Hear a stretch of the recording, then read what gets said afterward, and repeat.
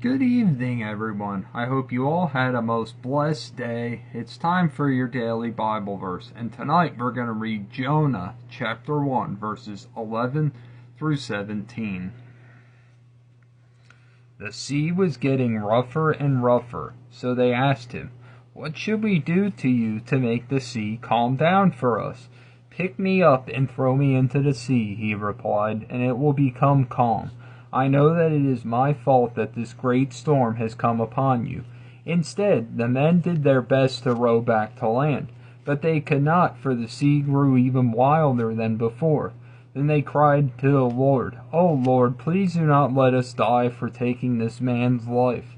Do not hold us accountable for killing an innocent man, for you, O Lord, have done as you pleased."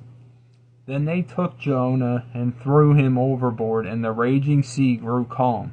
At this the men greatly feared the Lord, and they offered a sacrifice to the Lord and made vows to him. But the Lord provided a great fish to swallow Jonah, and Jonah was inside the fish 3 days and 3 nights. And we read earlier verses, Jonah tried to run away from God. He didn't want to prophesy in Nineveh initially like he had asked him to.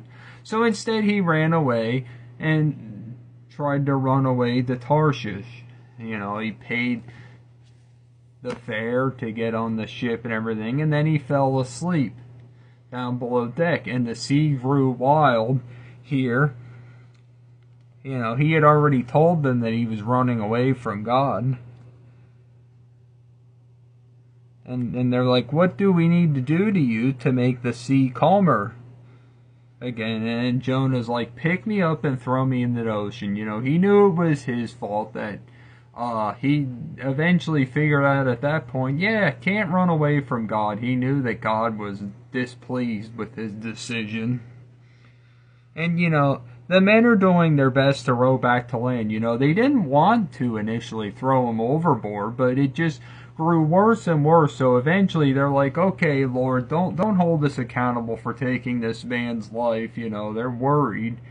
But they threw him overboard, and instantly the sea calmed again. And then the Lord provided the great fish. It swallowed Jonah, or whale, whatever. And he was in the fish 3 days and 3 nights. And we're going to read further. He says a prayer while he was in the belly of the fish. This is just a good reminder. You can't run from God. And Jonah learned that. You have a blessed night. Jesus loves you. I do too. Not like he does.